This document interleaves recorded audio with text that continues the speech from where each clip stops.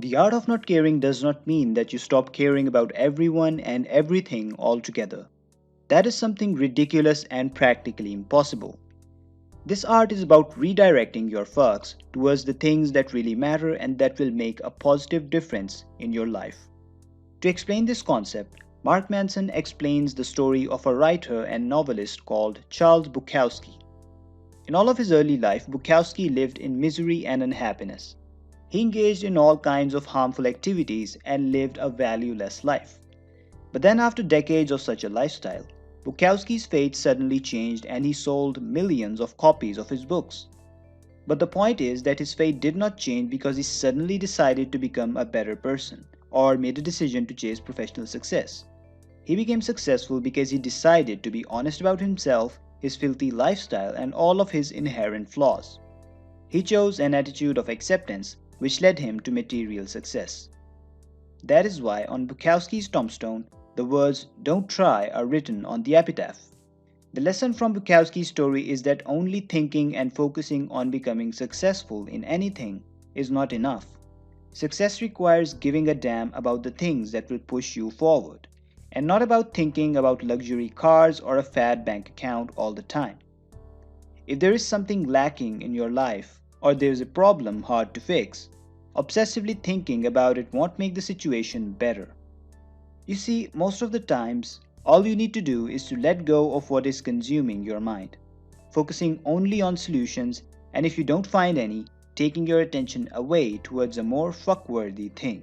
The other thing is that our mind is a sneaky machine that keeps spitting out all kinds of arbitrary problems in order to get our attention. And this is why the ability to not give a fuck is so key. There are three subtle keys to master this ability. Subtlety number 1. Not giving a fuck does not mean being indifferent. It means being comfortable with being different. Many people would like to think that not giving a fuck means being indifferent, but that's not true. Indifferent people are merely those people who have somehow managed to hide their fucks from other people. This is most of the time an indication that such a person used to give way too many fucks, and then they had to forcefully cut themselves out from the outside world in order to stop giving those fucks. There is nothing admirable about such an indifferent person. But what is admirable is the ability to be okay with being different. This means being able to accept your natural flaws instead of actively hiding them from others. This means accepting the fact that you are not supposed to be completely like everyone else, and that you can't be a life-changing presence for some without being a joke to others. That you can respectfully communicate your unique and different ways to others in order to make the world a better place. Subtlety number 2. To not give a fuck about adversity, you must first give a fuck about something more important than adversity. If you know what your values are, what you truly stand for, and what you truly want out of life, you won't have a problem dealing with adversity. If you want something bad enough, you won't give a damn about the obstacles and painful moments that you have to face. Subtlety number 3. Whether you realize it or not, you are always choosing what to give a fuck about. You have to be clear about what things you want and then only give a fuck about those things, while not giving a damn about other things. Conversely, if someone does not have something worthwhile to direct their fucks toward, they will give a fuck about everything all the time.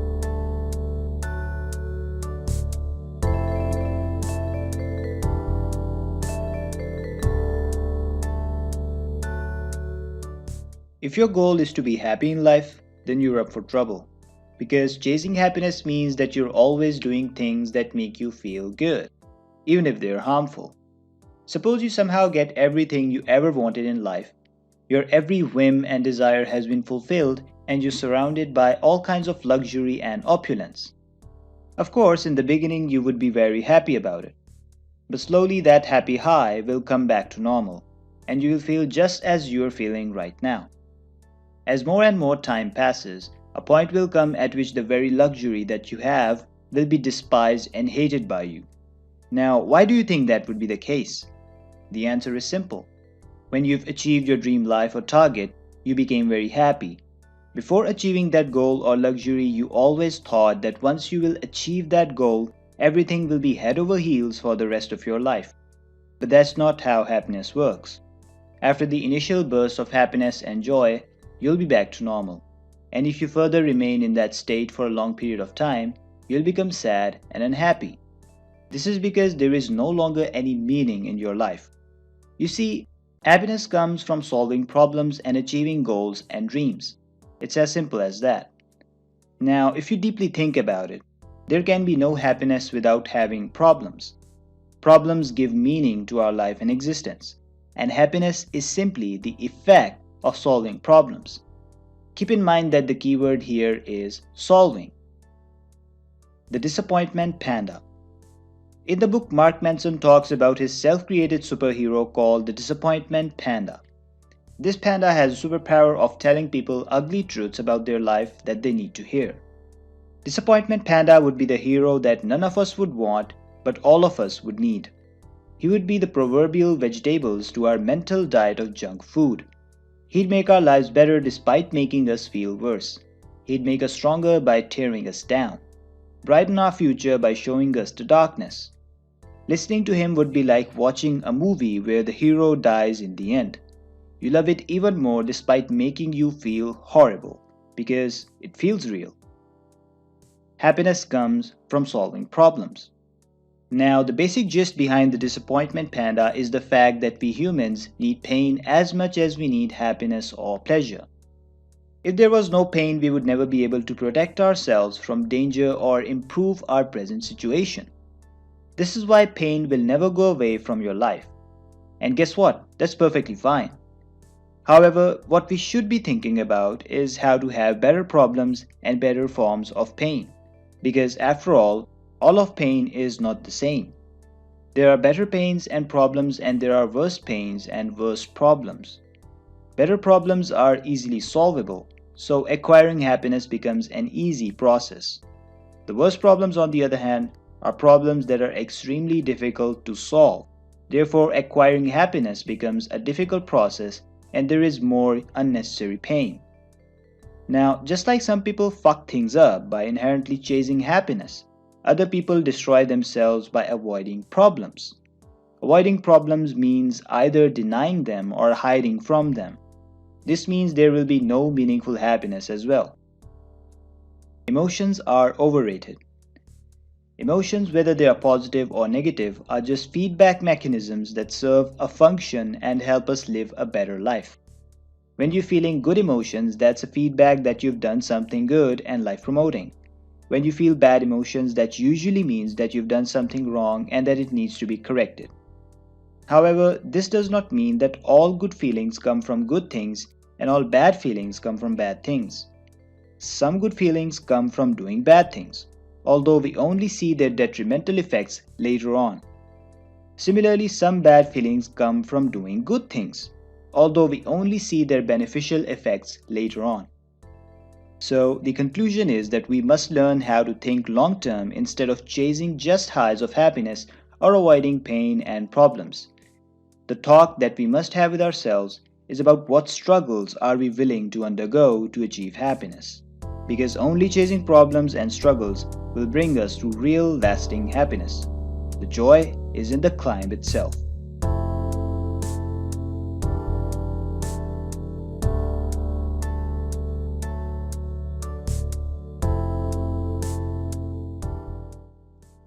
There was once a guy called Jimmy. Jimmy always had various business ventures going on. On any given day, if you asked him what he was doing, he'd rattle off the name of some firm he was consulting with, or he'd describe a promising medical app he was looking for angel investors to fund. Or he'd talk about some charity event he was supposed to be the keynote speaker for.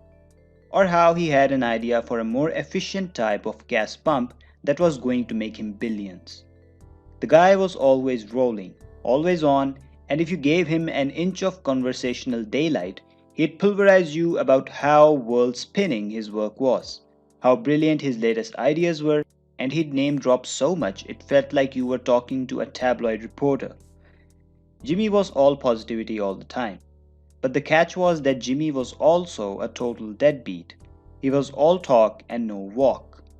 Stoned a majority of time, and spending as much money in bars and fine restaurants as he did on his quote unquote business ideas, Jimmy was a professional leech, living off his family's hard won money by spending them as well as everybody else in the city on false ideas of future tech glory.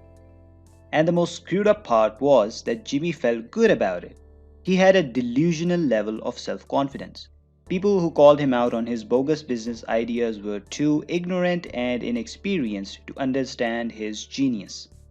The reason for his delusional level of self confidence was his entitlement. He believed in all of his bullshit, despite the fact that in reality he had no real marketable skills except for his confidence. The problem with the self esteem movement is that it measures self esteem by how positively people felt about themselves. But a true and accurate measurement of one's self worth is how people feel about the negative aspects of themselves. If a person like Jimmy feels absolutely fucking great 99.9% of the time, despite his life falling apart around him, then how can that be a valid metric for a successful and happy life? Jimmy feels as though he deserves good things without actually earning them. He believes he should be able to be rich without actually working for it. He believes he should have an amazing lifestyle without actually sacrificing anything. People like Jimmy become so fixated on feeling good about themselves that they manage to delude themselves into believing that they're accomplishing great things even when they're not. They believe they're the brilliant presenter on stage when actually they're making a fool of themselves. They believe they're the successful startup founder when in fact they've never had a successful venture. Once people have developed the thought pattern to constantly construe what happens around them as self aggrandizing, it's extremely hard to break them out of it. But entitlement is a failed strategy. It's just another high, and it's not happiness. A person like Jimmy hides from his problems by making up imagined successes for himself at every turn, and because he can't face his problems, no matter how good he feels about himself, he is weak. Things fall apart. While all entitlements are not bad, most of them are really damaging. You see, if we have problems that are unsolvable, our unconscious figures that we're either uniquely special or uniquely defective in some way, that we're somehow unlike everyone else, and that the rules must be different for us. Put simply, we become entitled. There are two ways or mindsets in which such entitlement plays itself out. I'm awesome and the rest of you all suck, so I deserve special treatment. I suck and the rest of you are all awesome, so I deserve special treatment. Opposite mindset on the outside, but the same selfish core in the middle. In fact, you will often see entitled people flip back and forth between the two. Either they're on the top of the world or the world is on top of them, depending on the day of the week or how well they're doing with their particular addiction at that moment. The tyranny of exceptionalism. Most of us are pretty average at most of the things that we do. Even if you're exceptional at one thing, chances are you're average or below average at most other things. That's just the nature of life. To become truly great at something, you have to dedicate shit tons of time and energy to it.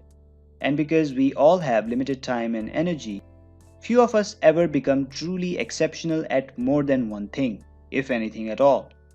But if you look at the media businesses, all you see is the extreme end of the bell curve. We're constantly bombarded with either the most exceptionally fantastic or the exceptionally horrible. Our minds therefore assume that there is something wrong with us, even if our lives are perfectly fine. By seeing the extreme ends of life, entitled people aspire to be the best, and if they somehow fail to be the best, they decide to become the worst. Because it has to be either one extreme or the other. This is the only way to ensure that they are always special and deserve attention. That is why accepting the bland and mundane truths of life is so important. Because when we do that, the burden to be exceptional gets lifted off our backs, and it then allows us to do what we are actually capable of doing. And even if we fail, we still accept it and realize that the things in life that truly matter, such as our friends, family, or even our most favorite book, are still with us.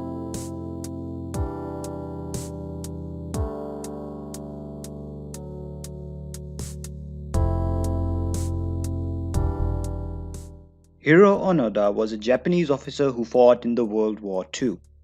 Even after the World War II ended, Onoda kept fighting on the island of Philippines, unaware that the war was over. He refused to believe any letters or information about the end of the war, and so he kept fighting for almost 30 years. Not to mention the great burdens and sufferings of living in jungles and feeding off insects. But finally, when he returned to Japan after all these years, what he saw broke him from the inside.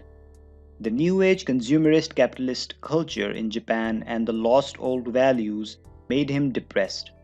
He became unhappy and finally left Japan. Now, the irony is that Onoda was better off in the jungle than he was in his comfortable home in Japan, even though the jungle would have been a source of troubles and sufferings.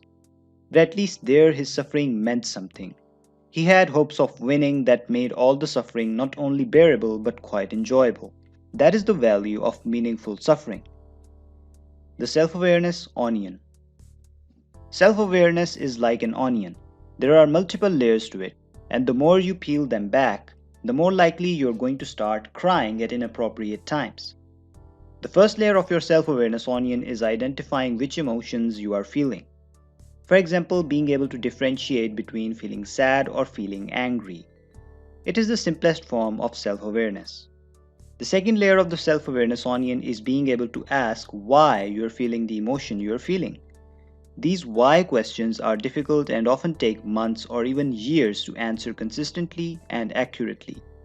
Most people need to go to some sort of therapist just to hear these questions asked for the first time. Such questions are important because they illuminate what we consider success or failure. This layer of questioning helps us understand the root cause of the emotions that overwhelm us. Once we understand that root cause, we can ideally do something to change it. The third layer of this onion is the most difficult one. It is extremely hard to figure out, and for many people, this process can take a whole lifetime. This layer of self-awareness onion is your personal values. Why do you consider this a success? Why do you consider this thing a failure? It's the most important because our values determine the nature of our problems, and the nature of our problems determines the quality of our lives. Values underlie everything we are and do. If what we value is unhelpful, if what we consider success or failure is poorly chosen, then everything based upon those values, the thoughts, the emotions, the day-to-day feelings, will all be out of whack. Everything we think and feel about a situation ultimately comes back to how valuable we perceive it to be. Defining good and bad values. Good values are reality-based, socially constructive, and immediate and controllable. Bad values are superstitious, socially destructive, and not immediate or controllable. Some examples of good, healthy values are honesty, innovation, vulnerability, standing up for oneself, standing up for others, self-respect, curiosity, charity, humility, creativity. Some examples of bad and unhealthy values are dominance through manipulation or violence, feeling good all the time, always being the center of attention, not being alone, being liked by everybody, being rich for the sake of being rich, sacrificing small animals to the pagan gods. You'll notice that good, healthy values are achieved internally.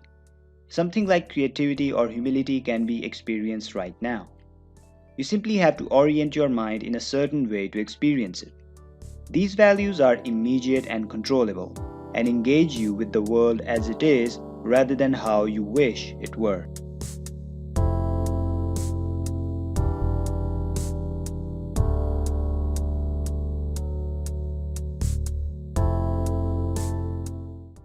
We're all born choosers, even those who were born as slaves. I know this may sound ridiculous, but it's true. And let me tell you another unpleasant truth. Many people today are worse slaves than the slaves of the old days of slavery. Because the slaves of today are those who give up on their greatest power, which is the power of personal responsibility and individual sovereignty. This results in a victim mentality, but I have many other different names for it. Now, as I said before, we are always choosing, and it is the things we choose to do in our lives that make us who we are. When we give a damn about something, we are choosing that thing out of thousands of other things that exist in our personal space. If someone is choosing to complain and brood over a problem, that's a choice made by that person out of, say, at least 100 choices, and the other 99 choices could be different ways of solving the problem. And you see, there is a reason for making that choice. After all, it was the easiest one, and it lifted up the pain, even if temporarily. The responsibility fault fallacy. With great power comes great responsibility. This is a quote from Uncle Ben. No, not my uncle, but Spider Man's Uncle Ben. He said it right before he died, when he got shot in the movie. Let's reverse the order of this fantastic combination. With great responsibility comes great power. The more we choose to accept responsibility in our lives, the more power we will exercise over our lives. Accepting responsibility for our problems is thus the first step to solving them. I know it's kind of obvious, but there's a reason people miss out on this one. You see, a lot of people hesitate to take responsibility for their problems because deep down they believe that to be responsible for your problems is to also be at fault for your problems. But this is not an accurate judgment. Responsibility and fault often appear together in our culture, but they're not the same thing. If I hit you with my car, I am both at fault and likely legally responsible to compensate you in some way. Even if hitting you with my car was an accident, I am still responsible. This is the way fault works in our society. But there are also problems that we aren't at fault for, yet we are still responsible for them. For example, if you woke up one day and there was a newborn baby on your doorstep, it would not be your fault that the baby had been put there, but the baby would now be your responsibility. You would have to choose what to do, and whatever you ended up choosing, like keeping it, getting rid of it, or ignoring it, there would be problems associated with your choice, and you would be responsible for those as well. You are already choosing in every moment of every day what to give a damn about.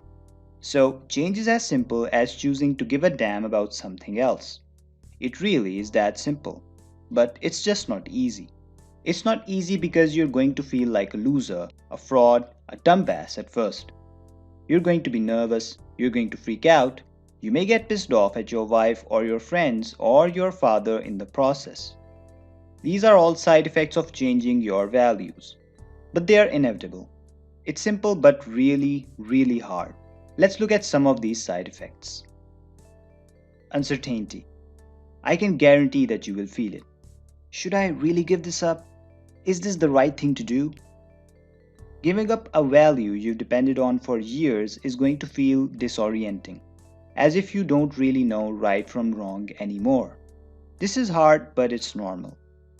Next, you'll feel like a failure. You've spent half your life measuring yourself by that old value, so when you change your priorities and your metrics and stop behaving in the same way, you'll fail to meet that old, trusted metric and thus immediately feel like some sort of fraud or nobody. This is also normal and also uncomfortable. And certainly, you will weather rejections. Many of the relationships in your life were built around the values you've been keeping.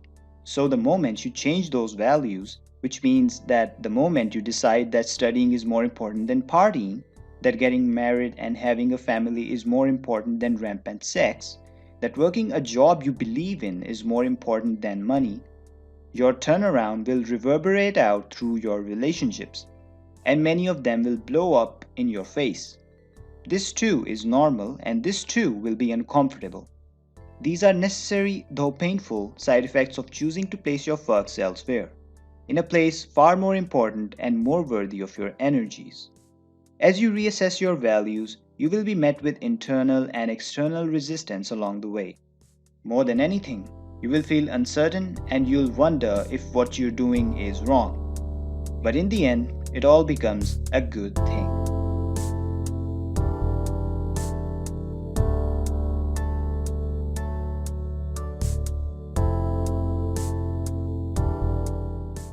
As children, we all used to believe in things which were not only untrue, but also absurd and laughable. As a kid, I used to believe that I was brought down on earth, wrapped up in white silk clothing, carried by white heavenly birds who came to see my mother. And I believed it with such certainty that even later I was unwilling to entertain anyone else telling me that I was wrong. The idea seemed so real and so stimulating that I was unwilling to let go of it and accept a very different reality. Most importantly, I had been holding on to it for way too long. As I kept getting older, with every passing year, the list of such absurd things kept growing longer and longer, and I was wrong about a whole lot of things. Sure, I was also right about some things, but that's for another discussion. Every step of the way, I was wrong about everything throughout my life. I've been flat out wrong about myself, others, society, culture, the world, the universe, everything. And I hope that will continue to be the case for the rest of my life. There's a famous Michael Jordan quote about him failing over and over and over again, and that's why he succeeded. And so I always become happy when I'm wrong about something over and over and over again, because that's when my life improves. Growth is an endlessly iterative process. When we learn something new, we don't go from wrong to right, but rather we go from wrong to slightly less wrong. And when we learn something additional, we go from slightly less wrong to slightly less wrong than that, and then to even less wrong than that, and so on. We are always in the process of approaching truth and perfection without actually ever reaching truth or perfection. You see, there is no perfect ideology. There is just something that works at a given time and in a given manner, and only for a given person or a specific kind of people. But at some different time or in a different situation, that same ideology will not work. Heck, it can also backfire and make things worse. Architects of our own beliefs. Once some psychologists conducted an experiment on a group of people by closing them in a room with many light sources and different buttons along with them. The goal was to make the light flash on. And so people started to smash the buttons using different made up combinations. At certain points, the light would flash, and seeing so, they would try to recall what they had done previously. By the end of the experiment, when researchers came into the room, they saw a weird spectacle. A person was standing on the chair, some other person was standing on one leg, and another one was trying to remember a long sequence of buttons pressed in a specific amount of time while facing a certain direction. But the funniest part of the experiment was that the points were random. The point of the experiment is to show how quickly the human mind is capable of coming up with and believing in a bunch of BS that isn't real. And whereas we can be accurate about things sometimes, but mostly we're deluding ourselves. This, however, does not mean that we should stop using our heads altogether. But what we should understand is that most of the times when we come up with theories, there is a high probability that most of them will be wrong. And so we should move forward with care and consideration. Buddhism argues that your idea of who you are is an arbitrary mental construction, and that you should let go of the idea that you exist at all, that the arbitrary metrics by which you define yourself actually trap you, and thus you're better off letting them go. Well, there are some psychological benefits to this approach to life. When we let go of the stories we tell about ourselves to ourselves, we free ourselves up to actually act and grow, despite failures or setbacks. When someone admits to herself that she is not good at relationships, then she is suddenly free to act and end her bad marriage. She has no identity to protect by staying in a miserable, crappy marriage just to prove something to herself. How to be less certain of yourself. In order to avoid the dangers of uncertainty, you should start questioning your beliefs and ideas. You won't be very wrong every single time. But when you'll be right, your improvement will skyrocket. Develop the habit of asking the following questions. Number 1. What if I'm wrong? It's worth remembering that for any change to happen in your life, you must be wrong about something. If you're sitting there miserable day after day, then that means you're already wrong about something major in your life. And until you are able to question yourself to find it, nothing will change. Number 2. What would it mean if I were wrong? Aristotle wrote, "It is the mark of an educated mind to be able to entertain a thought without accepting it." Being able to look at and evaluate different values without necessarily adopting them is perhaps the central skill required in changing one's own life in a meaningful way. Number 3. Would being wrong create a better or a worse problem than my current problem, for both myself and others? The goal here is to look at which problem is better. If the result of your current belief being wrong is you having better and easily solvable problems, then it is better to either modify or get rid of that belief. It is not easy to let go of values and certainties that we have held on to for a long time. But if such values are making your life worse, it is better to either drop them or modify them to have better and easily solvable problems.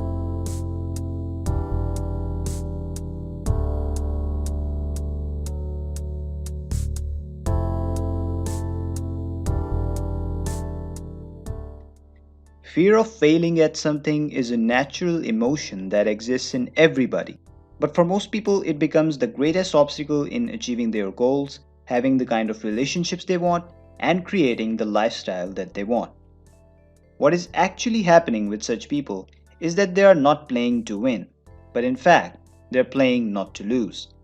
The desire for success, gains, or a better relationship isn't strong enough to override the naturally existing fear of failure. Now, why is that the case? The reason of such a lack of desire is not necessarily a lack of energy, a lack of incentive, or being comfortable. It is the lack of focus, focused attention towards specific core values, and a lack of emotional intelligence. This means that a person is afraid to start a business because he also somewhat likes the comfort of a nice and cozy 9 to 5 job, despite him wanting to live wealthy and free. It can also mean that a person is afraid of committing to someone because he's unwilling to give up his freedom even a little bit, despite the fact that he craves a real connection and vulnerability. If you pay close attention, you will see that life is full of paradoxes. You can't have it all at the same time. And so that's why you must be willing to make a conscious choice of choosing about what to embrace and what to leave behind, or at least leaving for another time. To become successful at anything, you have to learn how to value only that thing at that given moment. This can be a combination of intense focus and emotional intelligence, or it can also be a combination of intense focus and environmental influence. It depends on you. But no matter what kind of person you are, gaining such clarity is always possible. The do something principle. The motivation to overcome your fear of failure can only come from taking the first step towards what you're afraid of. Same goes for getting out of your comfort zone. The basic formula is this: action, inspiration, motivation, or aim. First, you take some form of action towards the desired object. That first step creates a momentum that breeds inspiration, and that inspiration motivates you further to take action.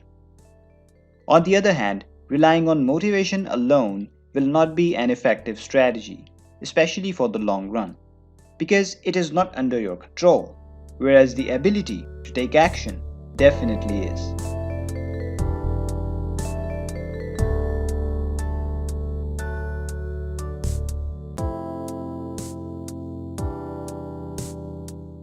Being a yes man is very easy. You don't have to choose anything. You don't have to resist anything. You don't even have to wait for anything.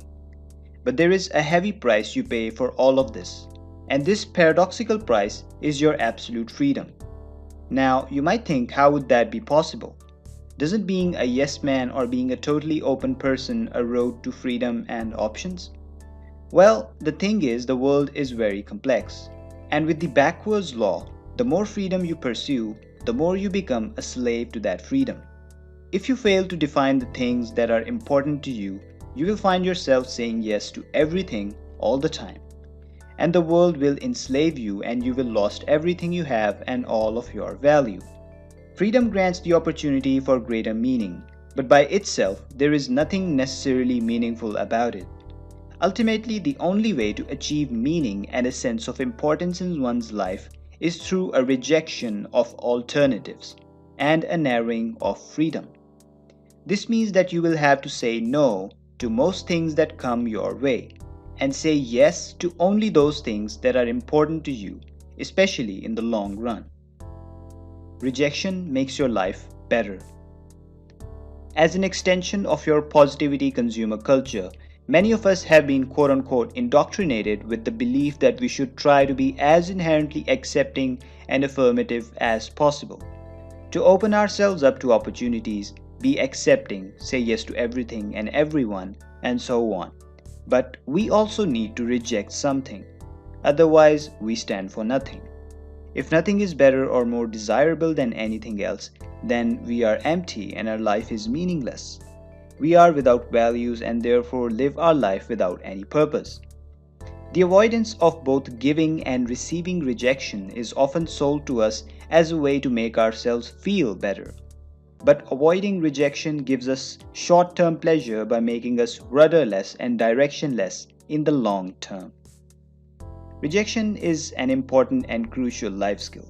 Nobody wants to be stuck in a relationship that isn't making them happy. Nobody wants to be stuck in a business doing work they hate and don't believe in. Nobody wants to feel that they can't say what they really mean. Yet people choose these things all the time. Boundaries. While having absolutely rigid, uncompromising boundaries might make life boring and leave no room for intimacy or vulnerability, having no boundaries at all will do much worse. And even having weaker boundaries means that you are either trying to save other people all the time or you're playing the victim all the time. The concept of personal boundaries is extremely important to understand in close interpersonal relationships, and especially in intimate relationships. A toxic relationship is the one in which the partners are codependent on each other. They both take responsibility for solving each other's problems all the time, or conversely, expect the other person to solve their problems all the time. Here are a few examples of poor boundaries. You can't go out with your friends without me. You know how jealous I get. You have to stay at home with me.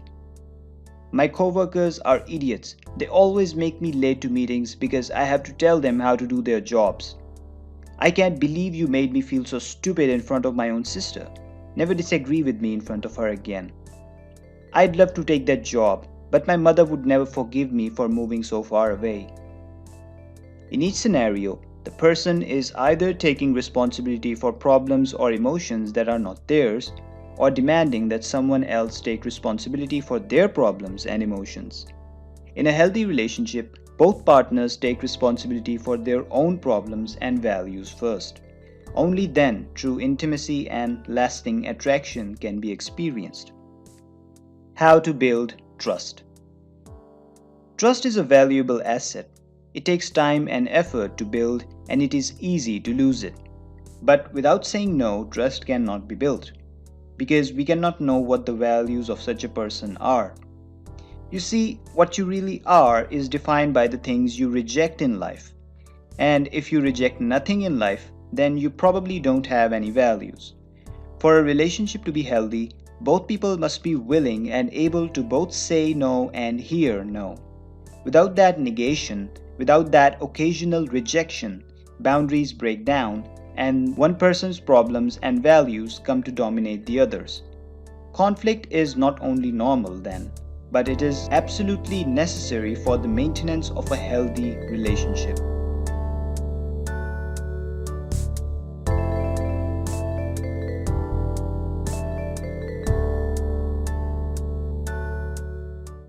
Let's face it, we're all gonna die one day, and there is no point in denying this fact. In the face of death, nothing matters except one thing, and that is your legacy. If you're giving way too many fucks about loose, trivial, and meaningless things, you will never be able to focus on creating a legacy. You will waste your life without even realizing that you're wasting your life. Therefore, you must have clear values, and to do that, you will have to begin with the end in mind, which means you have to keep your death in mind. This is precisely what the art of not giving a fuck is all about.